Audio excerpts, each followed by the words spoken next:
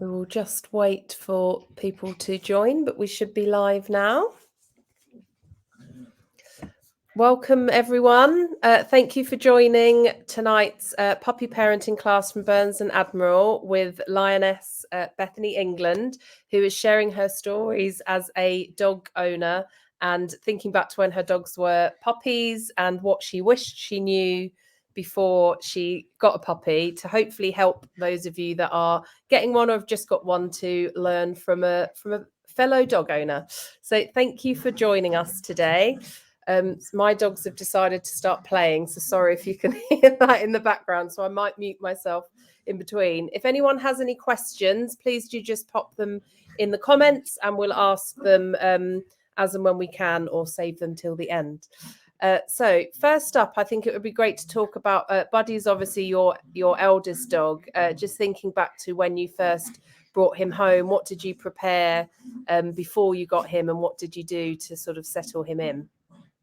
Yeah, so I've had Buddy. He's about 4.5 years old now, just over 4, sorry. And I've grown up with dogs most of my life, so I've kind of got used to knowing what it's like having a dog in and around. But it's my parents that have had the dog, so they've had to deal with most of the stuff. And Buddy was my first dog to be officially mine.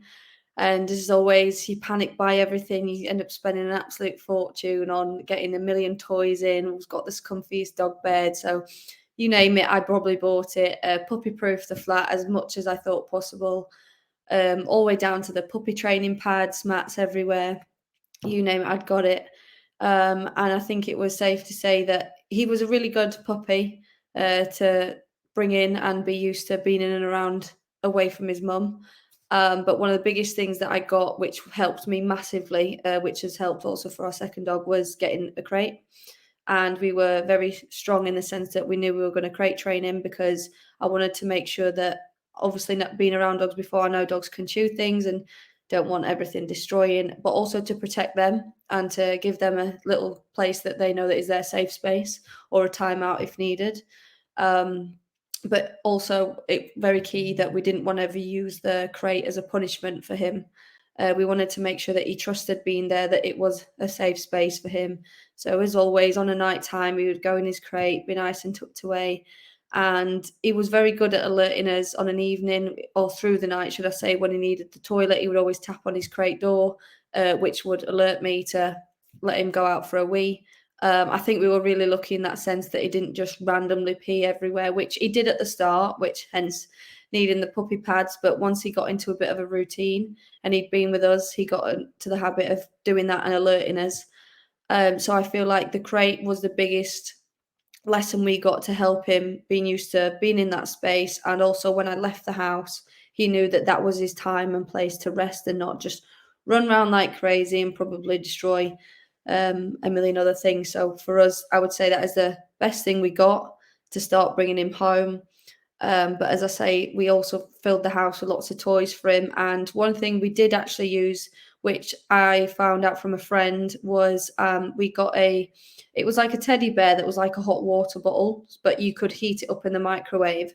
And they say if you put that in the beds with them, it makes them feel like they're still with their brothers and sisters or with their mum, that warm, like snuggling up effect, which I think helped calm him down a lot, so that through the night he wasn't crying for his mum or his brothers and sisters, that he seemed quite calm and content, which helped me get more sleep through the night. So that was a really good start. That's some good tips. We've had a question already that I think might be good to answer now. Alison would like to know, how did you decide what breed of dog to get, and do you have any tips to pick the right dog for your lifestyle? Yeah, so funnily enough, I always had my heart set on a Labrador. I've had my first dog he was what we call a mongrel, where he was just a mixed breed of everything. He had lab, terrier, staffy, he had all kinds of mixtures inside him. And then my second family dog was a black lab crossed with a spaniel. So I'd kind of been in around the lab type dogs, and for all my life I thought I was going to get my own lab. And then playing football, I met someone on my team called Maria. She had a working golden retriever. He's Norwegian, but as soon as I saw this dog and his coat and the way, I was like, that is the dog that I want. And she helped me go on to and join a golden retriever Facebook page, which I found very useful, because before I knew that was the type of dog I wanted. I knew I'm a very energetic person. I live quite a energetic lifestyle, so I knew having a very energetic dog would suit me, because I don't really want to just plod around. I like walking at a fast pace or going out and run. So for me, it helped me knowing that I'd have a dog that would want to engage in a lot of exercise and activity. But the Facebook page was really helpful, because I was able to put on the group, this is the type of dog that I'm looking for. Is anyone got any litters coming up? Or am I able to, is there anyone that can give me more information, etc., on this breed of dog? And in the comments, got loads of different people that had commented saying, I breed golden retrievers, etc. And this one particular breeder stood out to me a bit more. She gave me much more in-depth detail. She private messaged me on Facebook, which gave me a bit more comfort, rather than being, oh, just buy my dog. She basically said, I have a litter coming up in, I think I ended up waiting around 8 or 9 months to get him. So it wasn't just I wanted a dog and I went and got one. She let me go and meet her, actually, and the mother of Buddy, before she was pregnant. So I got to meet the temperament of the dog, what setup it was like. So it wasn't what you call a puppy farm. You knew it was all legit. Casey registered, the whole shebang, because I wanted to make sure I did it properly. And then she let me know when she was expecting to breed, to get pregnant. I felt like a proud mum when I got the update that, oh, the dog's pregnant, I'm finally going to have a baby, type thing.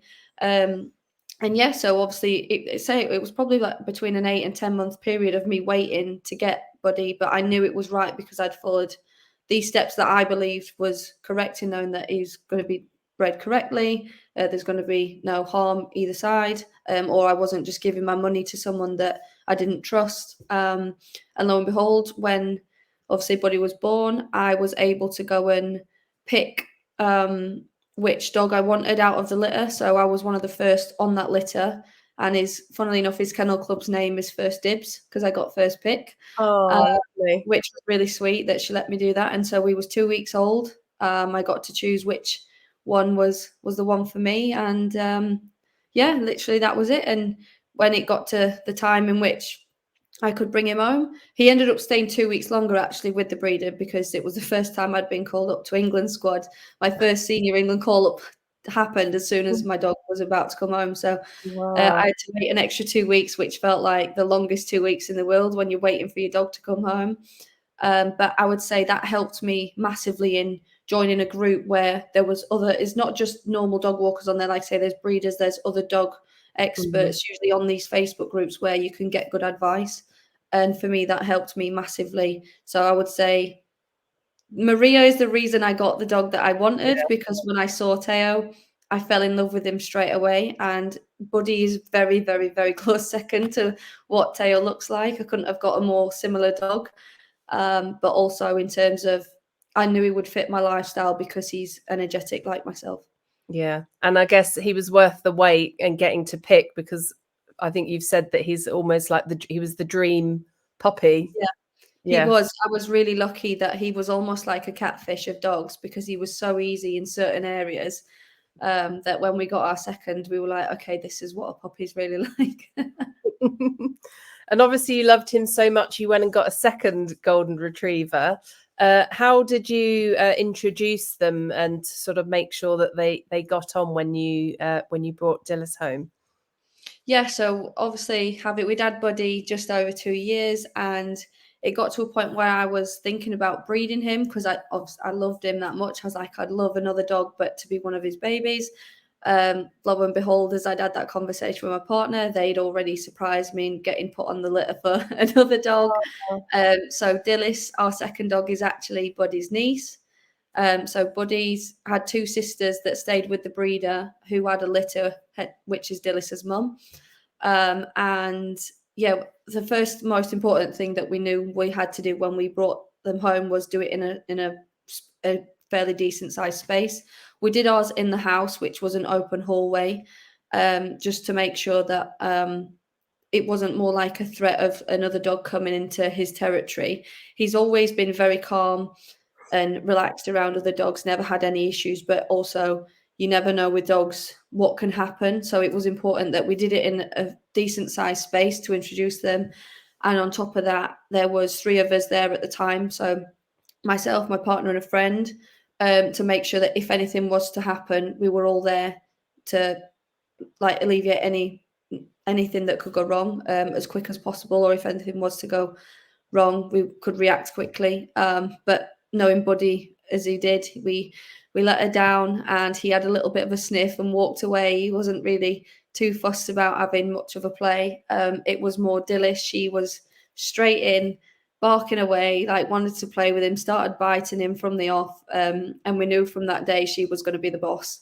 Yeah. She terrorized him from the day she got home, and I feel like I can remember him looking at me thinking, Mum, what have you done?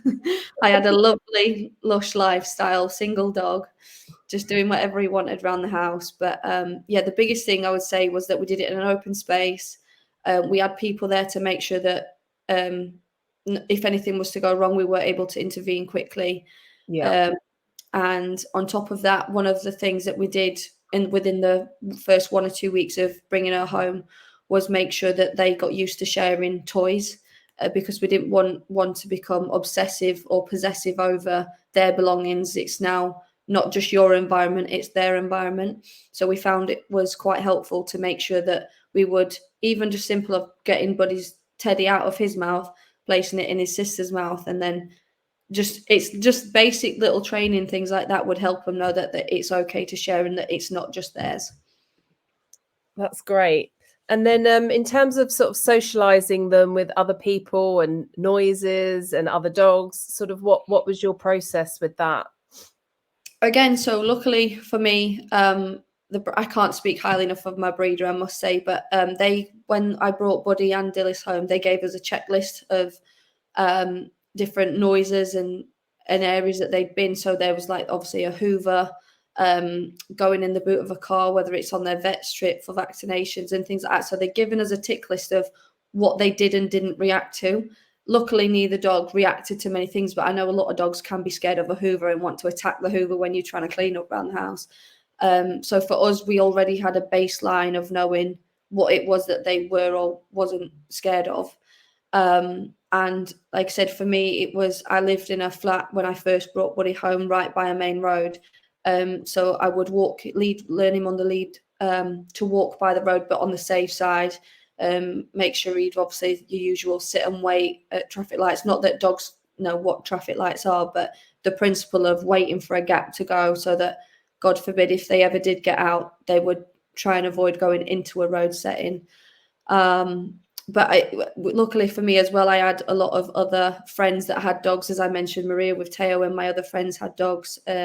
So we were able to socialize Buddy quickly in and around other dogs, to get used to playing with other dogs. And quickly we learned that he was quite a playful dog. He wasn't one of those antisocial ones, but even if he was, we'd allow him to have his own space. I would never put him in a situation where he felt uncomfortable.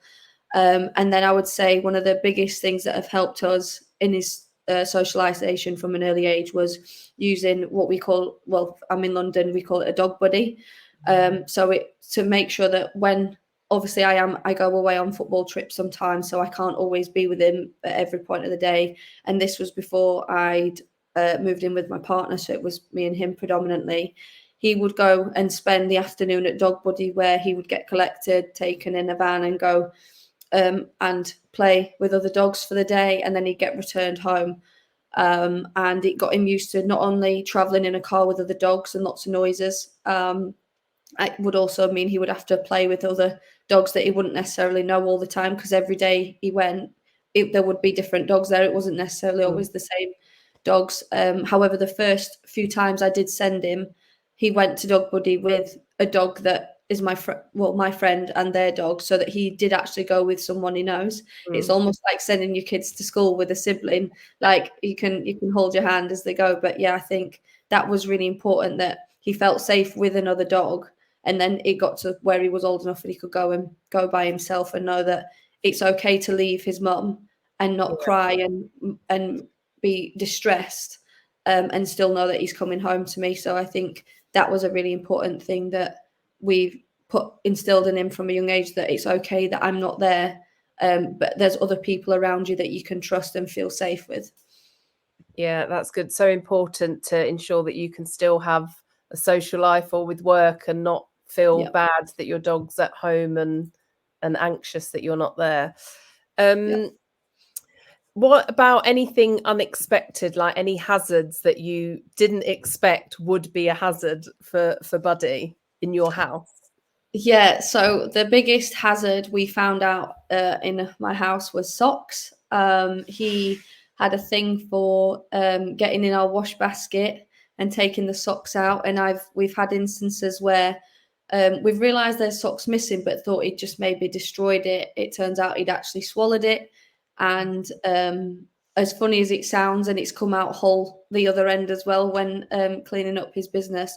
That was a bit of a worry for us because you wouldn't think that just a random sock could cause damage, but we're lucky that and very fortunate that it didn't get tangled up any of the string off the sock and get caught in his intestines or even choke on it. It's not exactly a wet material, it's quite thick cotton sock. So that was probably the biggest hazard we had in terms of the house. So we had to make sure that firstly our wash baskets were tall enough and a lid shut to get away, but also out of the way of him, because the last thing we'd want is, say, if God forbid, even if we'd fallen asleep or something and having a nap, he's gone in the bedroom and got the wash basket and started choking on a sock. So for us, it's kind of, we're always on alert now of, even now, this was when he was younger, even still, we do our best to keep things such as like clothing items and especially socks and underwear out the way, because they seem to have a thing for that. Which I wouldn't have expected to be the biggest worry for us. But you never know what can be a hazard, and clearly my dog had a thing for socks. Yeah. What about anything that they're scared of, that that you maybe had to get them used to? Or Yeah, so one instance that I found really difficult when we'd got Dillis was I was first doing off-lead training with her. It was her first time, and stupidly from myself, I've always walked in woodlands in the area in which we live, and Buddy knows the woods well, I know the woods well, but this was Dillis's first time. And so I'd taken her there, and Buddy's fine, he's trotting along as he does, and I'm trying to teach Dillis recall, and it was quite a narrow path in which I was on the woods, and without knowing or having time to look up, a horse had come by very quickly and startled both, obviously, Dillis and myself. Buddy had seen horses before. He's never batted an eyelid at them, was never bothered by them, would just continue about his daily life. However, this particular day, Dillis obviously had never seen a horse before. It was just a huge, big animal running towards her, scared her, and she set off running towards the horse. There's no fear in this girl for God knows reason, but she just set off running to this horse, barking. And as you know, if anyone has been in and around horses, obviously they kick up quite high with their legs. There was a rider on the back, and it was very distressing, probably especially for myself, for the dogs and the horse and the rider. And the last thing I would have wanted was to have caused an accident, because my dog wasn't under control. So that was a very difficult time where Dillis is barking at this horse, and because she's barking at the horse, Buddy, being triple her size and a much deeper bark, has wanted to protect her. So he's then gone, even though he's never bothered at a horse in his life, he's now protecting his little sister, and he started barking at the horse. So there was a lot of obviously panic and screaming, shouting going on at the time. Thankfully, I'd managed to get hold of both Buddy and Dillis. His recall was thankfully really good at this point, so he did eventually come back, and I'd managed to grab her. And I just remember trembling, like shaking at the thought of this horse that's kicked up, nearly stamped on her, and could have obviously severely hurt her or even worse, killed her. But not only that, I had fear that there was a lady on the back of the horse, the rider, she could have got flung off and got hurt. We've all read about it before in the news that these accidents happen, and I'd have felt horrific if I would have been the cause of that. But that's just basically from me not checking my surroundings quick enough, or not even necessarily quick enough, but probably doing it in a more bigger open space where there's not a narrow path. So even to this day now, I always make sure that I'm on alert where I am. They are much since then. She's gotten much better with horses. I'll always make them sit and wait and watch the horse go past. And yeah, that's to this day, like I say, it still makes me nervous when I see horses because of that. And I know the damage which it can do to probably both my dog or them and the rider. So I would say when you're doing your training or whatever, I'd say should have taken her on a lead and been around horses more, knowing that horses ride through the woodlands. And I would say the biggest lesson I learned in that is that not all dogs are the same. Not every dog has the same personality. Just because Buddy doesn't react to horses doesn't mean that Dillis wouldn't have. And I unfortunately learned that the hard way. Yeah, at least nothing happened. But as you say, it's one of those things you kind of don't realize until you're in that situation, aren't you? So thank you for sharing that story. And then you mentioned to me just before we started this, I'd love you to go into detail about umbrellas as well, you said. Yeah, so really randomly, well, I say randomly, we were out on a walk, and it was hammering down with rain. Usually I don't take an umbrella, just whack a coat on, hood up, just get on with it. And there's obviously a lot of people out with their dogs, with umbrellas, and at first we didn't understand why Buddy just suddenly went into panic mode, was barking frantically at these people. And the more people we went past, it kept occurring, and we realized that it was the umbrella that was frightening him, because he couldn't make out what was above their head, especially if there was like a shadow coming off the umbrella or what. It would seem to freak him out. So as much as it is bad luck, as the fairy tales say, we did have to start walking around the house with umbrellas and leaving them in and around the house. So we would like walk up to them, sniff them, know that they're not a threat, or us walking with them in the garden and stuff, just so it got him used to being around them. Because as I say, I'd not really used them much. I just kind of got on with it when I go out in the rain. I'm used to being outdoors, but it was something that we were worried, because the bark was so frantic, you wouldn't then want it to turn aggressive because he's so scared. Thankfully, he never did, and now he's absolutely fine. But things above people's heads, we still have to be conscious of. Although we know he's fine, things such as it don't just relate to umbrellas. It actually, when people have little kids on their shoulders, we've realised that that's also a bit of a frightening thing for him, because he can't understand what is above someone's head. So that's, again, another lesson that we learn. I've thankfully got two nieces, so I'm able to have Buddy and Dillis around kids and play with them and throw them about a bit. So again, they're more aware, but not everyone has younger, I'd say, family members or friends that they can do that with. So it's probably where you can to socialise best, or get them used to knowing that things that go above people's heads aren't a danger. One of mine, it was prams or bicycles, so it always seemed like she was barking at kids, but Yeah, it was the fact that they were moving without legs. walking. Yeah. So I was Yeah. always having to apologize to people, but try and teach her and reassure her that they weren't scary machines. It is. So like I said, for one dog, so luckily for me, Buddy and Dillis, they've never once cared about chasing a bicycle. But I have known a lot of friends that have dogs that want to chase and will keep chasing the cyclist. But again, every dog's got its own individual personality and traits. So it's just, I guess, trying to explore as many options as you can to figure out which is the one that sets your dog off and which part is your dog's fine with. Yeah, and if you've learned, you can have the same breed and it doesn't matter, but Yeah, they're completely 100%. different. Yeah, Mine are too, and I know one's a female, then she's definitely the boss. But yeah, he's just very laid back. But we've noticed that they are two completely different dogs, and just because you treat one a certain way doesn't mean the other one reciprocates being treated the same way. So we learned the hard way, unfortunately. So hopefully people can learn from my mistakes, and this is hopefully teaching people to check things that they would never have expected. hopefully. So we've got some more questions here. Maria would like to know, if you had the chance to have another breed, what would it be and why? Oh, I've always liked the idea of owning a German Shepherd. Again, probably quite energetic dog. I like the fact that they are used, especially as police dogs.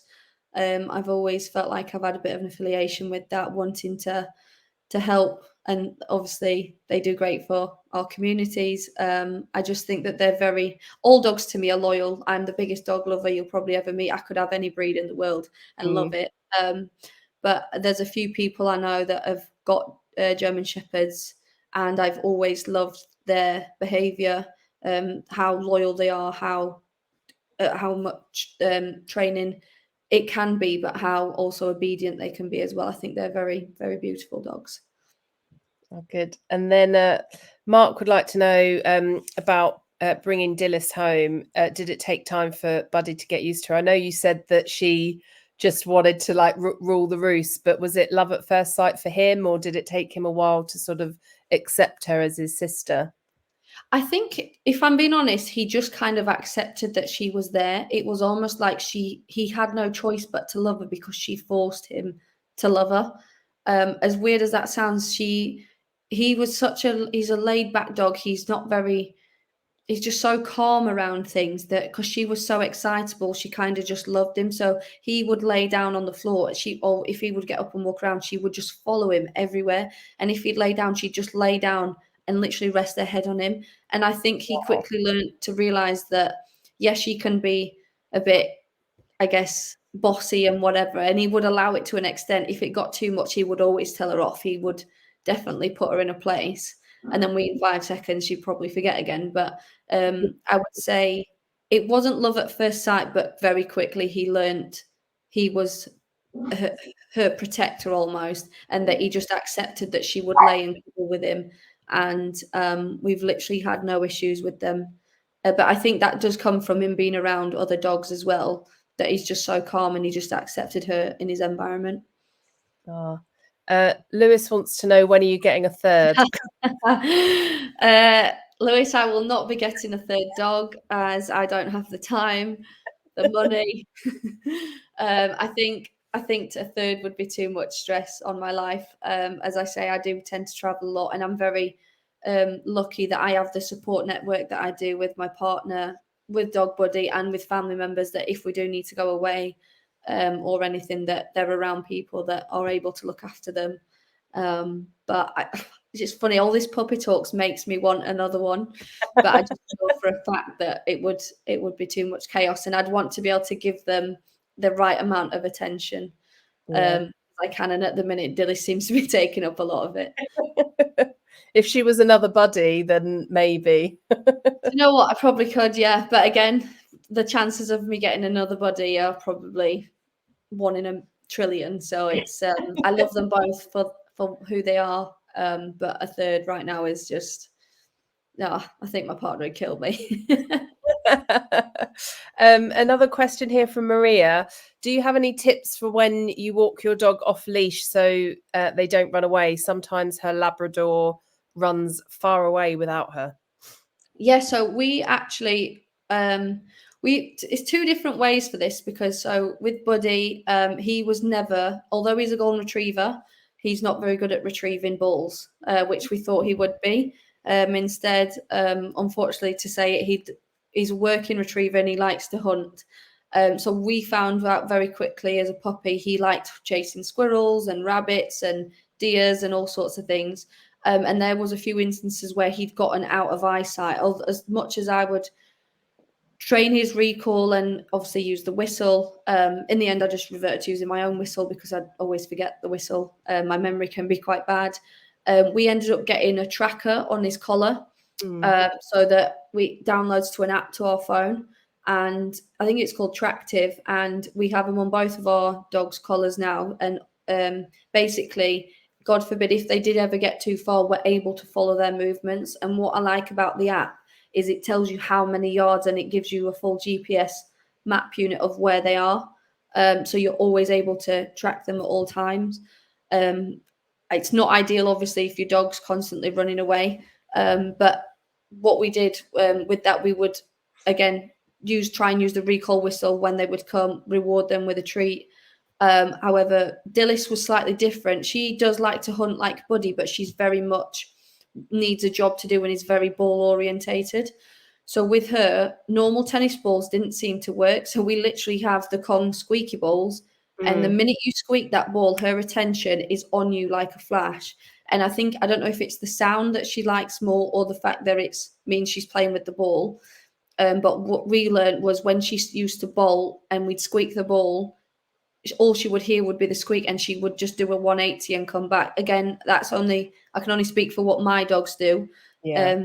Now they're much older. Buddy doesn't have that tendency to run off as much, but we still keep the trackers on them as much as possible. And we still continue to practice recall, even if we're just in a random field and throwing balls, or I'd stand at one end of the field, my partner would stand at the other end, I would whistle and they would run all the way over to me, sit, wait, do the treat. So I think what might be good if they have a continuous habit of sprinting off and away from you, whether it's for another animal or something, would maybe, if you have the option of having someone there with you, so it deflects their attention to more than the one thing that they can see, if that makes sense. Whether that be a squeaky ball, another person there to practice going from one safe space to another point. That was how we managed to get ours to, and I'm not saying ours is perfect. There is times where naturally dogs being dogs, if they're on a mission, sometimes they do just go, but we have the safety of knowing that we have the tracker on them so that we can monitor how far away they've actually gotten from us. Yeah, and that's important when you're picking a breed, isn't it? To look into if they're that sort of dog. I mean, I've got poodles who have like an invisible lead on them. They just can't be too far away from me. So I've never had to worry about that because they're always either at my heel or they'll get like 2 feet away and then they have to turn back. So it's funny because when I see people with dogs like that, I think that must be a dream of a walk. Whereas mine, again, as I've said, I walk in the woodlands a lot. I can always hear mine, not always necessarily see them, but I trust them. Yeah. But I know they're always running around for the squirrels. But I will always, like, if I feel like they've gone too far, we'll always whistle and recall them back. But they never, unless they're absolutely shattered, they will never walk at my heel at the start. But by the end, before we get coming towards the car park, I always make sure they heel at my roadside, at my feet. But as a puppy, as I said, at the flat that I used to have with Buddy, I actually did used to walk him around in front of the road to the field off leash. And that was just because I taught him heel. I would do heel around the house, around the front bit of the garden, and then I'd do it outside. It was probably a bit brave because it was by a main road, but I would always teach him heel. And even now I can just click a finger, heel, and he will walk by my side. Dillis, not as much. So I tend to not do it in sense that if she sets off, she'll probably set him off as well. Yeah, great. And Maria says, thank you. She will try that with her sister and her dog. And she's in Spain. Oh, lovely. Thank you, Maria. Well, thank you everyone for your questions. And Bethany, thank you so much for your time and sharing your stories. I hope everyone found that useful. We've got another couple of classes coming up on Wednesday and Thursday, so please do check them out on the Admiral and Burns Facebook pages and on their websites for more information. So thanks again, Bethany, for your time. Thanks, everyone.